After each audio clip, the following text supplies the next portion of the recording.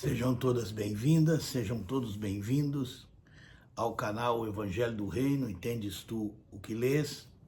Estamos lendo agora no livro de Apocalipse, estamos no capítulo 2, falando sobre as igrejas, as 7 igrejas da Ásia, às quais foram endereçado esse livro. Vimos que esse número 7 significa a totalidade, o número completo, o número perfeito, ou seja, esse livro de Apocalipse foi endereçado à igreja, especialmente à igreja que vivia naquele tempo no Império Romano.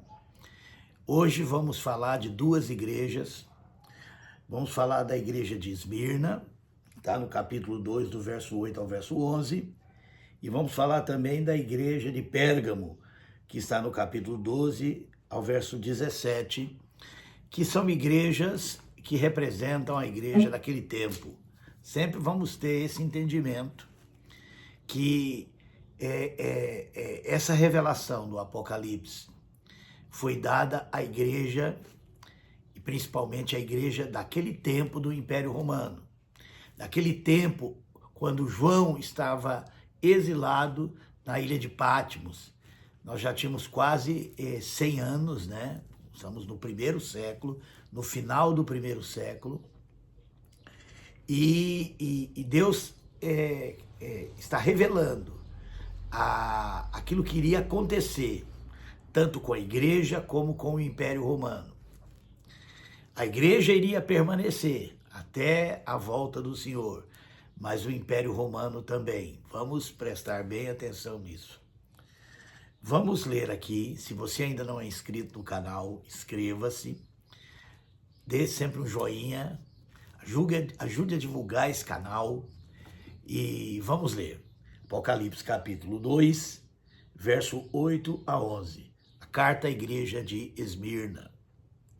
Ao anjo da igreja de Esmirna, escreve: isso diz o primeiro e o último, o que foi morto e reviveu. Presta sempre bastante atenção em como Jesus se apresenta a cada igreja, o sentido profético dessa apresentação. Verso 9. Conheço a tua tribulação e a tua pobreza, mas tu és rico. E a blasfêmia dos que se dizem judeus e não são, mas são sinagoga de Satanás. Não temas as coisas que está para sofrer. Escutai, o diabo lançará alguns de vós na prisão, para que sejais provados, e tereis uma tribulação de 10 dias. Sê fiel até a morte, e dar-te-ei a coroa da vida. Quem tem ouvidos, ouça o que o Espírito diz às igrejas. O que vencer, de modo algum, sofrerá o dano da segunda morte. Se você prestar bastante atenção, ao se apresentar a essa igreja, Jesus se apresenta como o primeiro e último. E olha o detalhe, o que foi morto e reviveu. O que está sendo escrito para essa igreja, e nós que conhecemos alguma coisa da história da igreja, vemos claramente que aqui se trata de um período da história da igreja, ali do começo, ali ainda do 1º século, que é a igreja dos mártires, né? Muito já foi escrito, mas sem sombra de dúvida, na minha opinião, uma das obras mais reveladoras desse período é o Espelho dos Mártires, escrito por um pastor holandês, e que ajunta uma vasta documentação desse período, mostrando como a igreja sofreu violenta perseguição, primeiramente dos judeus, nós sabemos. Você se lembra, né? O próprio Senhor Jesus Cristo foi entregue pelas autoridades religiosas dos judeus para Pôncio Pilatos para ser morto. E isso parece que vai seguindo, né? Na história, ainda no livro de Atos nós vemos muito isso, né? Se repetindo isso, né? As autoridades religiosas judaicas sempre entregando, capturando a igreja, pessoas da igreja, para serem mortas pelo império, para serem condenadas, né, pelo tribunal judaico e mortas pelo império. E isso vai continuar por muito tempo, né? Até que os próprios judeus também foram perseguidos e expulsos ali no ano 70 daquela terra, por um imperador romano. Por isso é que nós encontramos aqui: conheço a tua tribulação e a tua pobreza, mas tu és rico.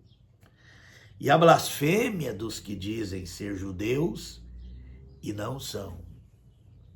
Lembra que a igreja era tanto perseguida, né, pelos judeus, que acusavam a igreja de ser uma seita, de estar seguindo um falso profeta, era assim, e até hoje os judeus pensam dessa forma, né?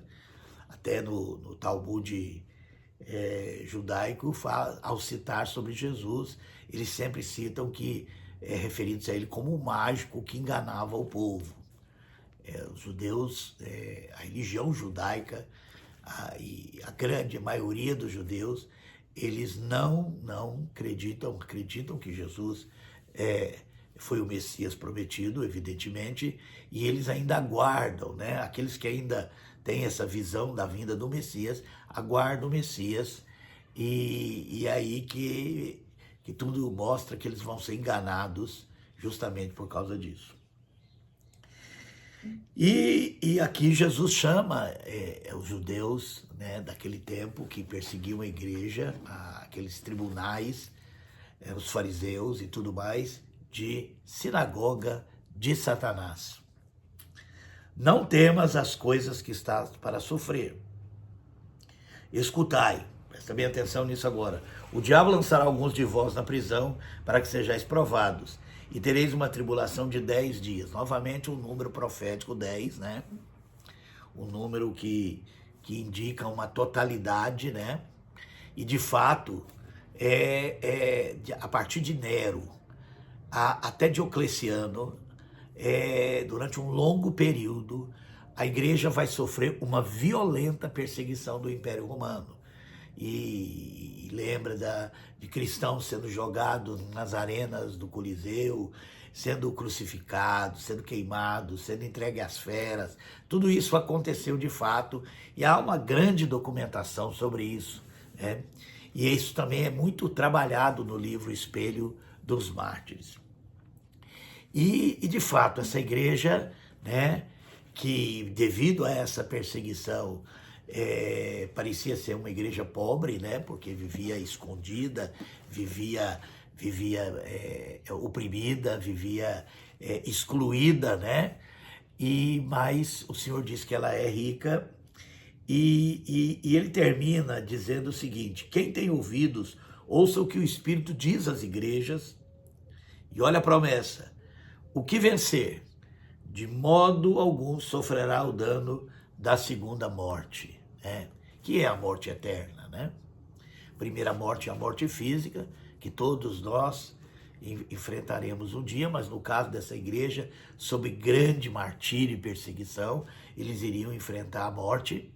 Mas aí vem a promessa: ao que vencer, de modo nenhum sofrerá o dano da segunda morte, que é a morte eterna. Essa é uma das duas igrejas citadas aqui no livro de Apocalipse, onde não há nenhuma repreensão, nenhum pedido para que ela se arrependa, não há nada contra essa igreja, mostrando que o sofrimento, a cruz prática, né, da perseguição e do sofrimento, foram fatores que mantiveram essa igreja pura, santa, imaculada. E recentemente eu ouvi um comentário de um pregador norte-americano chamado Bob Mumford. Ele já tem mais de 90 anos, E ele cita essa questão de que a igreja parece que se torna mais igreja de fato quando ela sofre perseguição. Parece que em tempos de bonança, em tempos de liberdade, em tempos de favoráveis, parece que sempre alguma coisa acontece que essa igreja de alguma forma perde o caminho. E que é justamente o que vai acontecer aqui na igreja de Pérgamo. Presta bem atenção. Vamos ter sempre em mente essa igreja de Esmirna, a igreja sofredora, a igreja dos mártires, e que ela vai atravessar os tempos, porque a igreja nunca vai deixar de ser perseguida, e portanto essa igreja perseguida sempre será uma igreja fiel. A igreja perseguida sempre é uma igreja fiel, essa é uma das coisas que a gente entende aqui, e ela sempre vai, Até hoje existem lugares onde a igreja é violentamente perseguida, onde não há liberdade de fé, onde a igreja sofre forte perseguição. Nesses lugares, essa igreja é uma igreja fiel. Vamos ler a carta à igreja de Pérgamo. Ao anjo da igreja de Pérgamo escreve: isso diz aquele que tem a espada afiada de 2 gumes.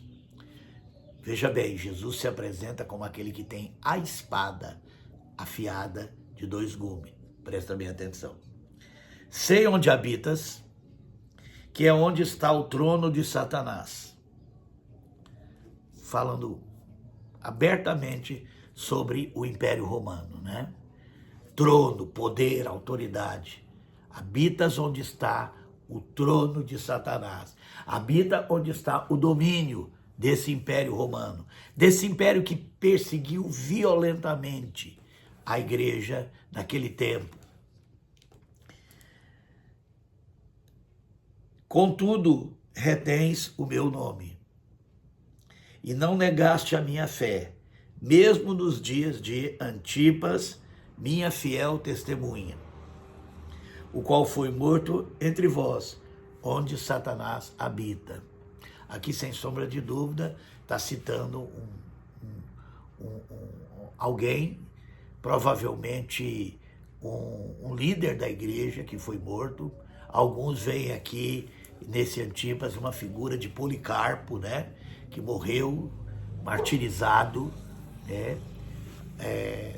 no Coliseu, e não é claro a quem esse Antipas representa, mas sem sombra de dúvidas, aqui diz a minha fiel testemunha. Mas presta bem atenção o que começaria a acontecer ali com a própria igreja, ali dentro do Império Romano, em tempos que não demorariam. Todavia tenho algumas coisas contra ti. Tens aí os que seguem a doutrina de Balaão, o qual ensinava Balaque a lançar tropeço diante dos filhos de Deus. Presta atenção. Vamos ver de quem que estão falando aqui. Diante dos filhos de Deus. Levando-os a comer das coisas sacrificadas aos ídolos e praticar a prostituição. Assim tem também alguns que seguem a doutrina dos nicolaítas. Mais uma vez, os nicolaítas aparecem aqui. Lá na igreja de Éfeso, eles já começaram a agir. E lá é chamado de obras dos nicolaítas. Mas aqui já é a doutrina dos nicolaítas. Nós sabemos que durante o Império Romano, depois que foi cessando as perseguições, a igreja começou a se moldar dentro daquela cultura do próprio Império Romano. E aquilo que já existia na igreja de Éfeso, que era aquela ideia de que alguns exerceriam domínio dentro da igreja, manipulando massas, dominando as massas, aqui já está virando doutrina. O serviço da liderança da igreja, o serviço pastoral, o serviço daqueles que supervisionavam o rebanho, que cuidava daqueles que estavam entrando, que orientava sobre aquilo que os apóstolos haviam ensinado, que era o ensino de Jesus. Isso vai começar a virar cargos dentro da igreja e vai virar também uma questão de hierarquia. E essa questão da hierarquia, de domínio, é, sem sombra de dúvidas, nos remete, sem sombra de dúvidas, ao nicolaísmo. Provavelmente aquele bispo, aquele diácono, Nicolau, prosélito, que depois começou a se considerar e dizer de si mesmo que ele era um apóstolo, ele vai introduzindo isso dentro da igreja. Aquilo que Paulo se preocupava tanto, com o fato de alguns dizer que eram de Apolo, outros eram de Cefas, outros eram de Paulo, isso vai começar a ser visto como normal dentro da igreja e vai surgir as hierarquias dentro da igreja. O serviço de bispo vai virar um cargo. O bispo passa a ser aquele que governa os pastores, governam igrejas, e com isso, né, na minha leitura, eu começo a ver que essas coisas que eram uma prática do Império Romano, a institucionalização, a hierarquia de poder, as magistraturas que eram típicas do Império Romano, né? Havia magistratura para tudo, havia sempre uma hierarquia de poder, e isso entra dentro da igreja, passa a ser uma doutrina dentro da igreja. A igreja vai começar a se organizar em torno dessa hierarquia de poder, e Jesus vê isso como um engano. Jesus vê isso como aquilo que Balaão fez, né? Ensinando Baraque a causar tropeço entre o povo de Deus. Para Deus, para Jesus Cristo, isso também é comer coisas sacrificadas a ídolos. Isso é prostituição espiritual. Esse é o ponto que me chama a atenção. Uma coisa que hoje é vista como normal, uma coisa que inclusive muitos tentam achar na Bíblia isso, né? Quando eles veem ali os pastores, os bispos, e eles vão e começam a entender com a mente de hoje, né? Com a mente a mente religiosa, de que isso são cargos de domínio, de governo, de poder, né? E de que os pastores eles são colocados para guiar as ovelhas. E aí, tudo que foi ensinado, que cada um de nós é guiado pelo Espírito, né? E tudo que foi ensinado por Jesus, que esses serviços dentro da igreja, esses ministérios, porque ministério significa serviço, né? O servir o povo de Deus virou hoje governar o povo de Deus. Hoje não, nós estamos vendo aqui que já no tempo do Império Romano, ainda naquele período entre a perseguição e o Edito de Milão de Constantino, que pôs fim à perseguição, e que depois, gradativamente, o Império Romano vai trazendo para perto dele a igreja, né? Nessa questão de união de igreja e Estado. Nós vamos tratar sobre isso mais à frente. O livro de Apocalipse mostra isso de forma muito clara, né? Como sendo a apostasia, o engano, o desvio. E essa igreja de Pérgamo, ela já está vivendo essa realidade. Ela já está se moldando na imagem do Império Romano, né? E aí eu me lembro lá no livro de Juízes, quando os judeus, Israel, ainda era Israel naquele tempo, quis ter um rei conforme as outras nações, e ali vai começar a apostasia de Israel, né? Esses reis vão começar a moldar Israel no modelo das outras nações, e aquilo vai ser uma ladeira abaixo espiritualmente para Israel. E aqui parece que está começando a acontecer a mesma coisa com a igreja, né? Não toda a igreja. Há uma igreja perseguida, haverá uma igreja que não vai aceitar isso, que não vai se moldar ao molde do Império Romano. E historicamente essa igreja vai ser perseguida pela própria igreja romana, né? A igreja que está se romanizando gradativamente, começando aí com a doutrina de Balaão, né? Começando aí com a doutrina dos nicolaítas, né? isso vai ser um tropeço. Claramente Jesus está dizendo, isso vai ser um tropeço para a igreja. Isso vai ser uma forma de prostituição espiritual. Comer coisas sacrificadas a ídolos é você aceitar para dentro da igreja, é você realmente digerir o modelo que os romanos tinham dentro do seu império, e isso vai começar a entrar para a igreja. E uma série de coisas vai acontecer, inclusive até os ensinos dos apóstolos, as cartas dos apóstolos, o próprio Velho Testamento vai se tornar um livro de regras, um livro de doutrinas, um livro de dogmas inquestionáveis, que vão ser impostos como única verdade, né? E parece que é por aí que vai começar a ideia de que temos que seguir a Bíblia, e ao invés de seguir o Espírito, ao invés de ser guiado pelo Espírito, ao ensino de Jesus, porque isso era o propósito das cartas dos apóstolos, esse era o ensino dos apóstolos, o ensino de Jesus. Eu acho que eles nunca imaginaram que as coisas que eles escreveram naqueles dias para resolver os problemas daquele tempo iriam ser vistos como dogmas, como doutrinas para o resto da vida da igreja. Mas tudo começa aí, com a doutrina dos nicolaítas. O que era obra dos nicolaítas na igreja de Éfeso, no tempo dos apóstolos, já está virando uma doutrina. E olha, vamos terminar aqui. Não temas as coisas que está para sofrer. Escutai, o diabo lançará... Não, perdão, desculpa. Assim tens também alguns que seguem a doutrina dos nicolaítas, verso 15. Verso 16, arrepende-te, pois, senão em breve virei a ti e contra eles batalharei com a espada da minha boca. O termo espada que ele se apresenta é porque a espada era o símbolo do Império Romano. Lembra que o Império Romano, ele se baseou na conquista, ele se impunha pelo poder da espada, o exército romano. Então há uma analogia, é como se Jesus estivesse nos dando uma chave para entender de que ele está dizendo.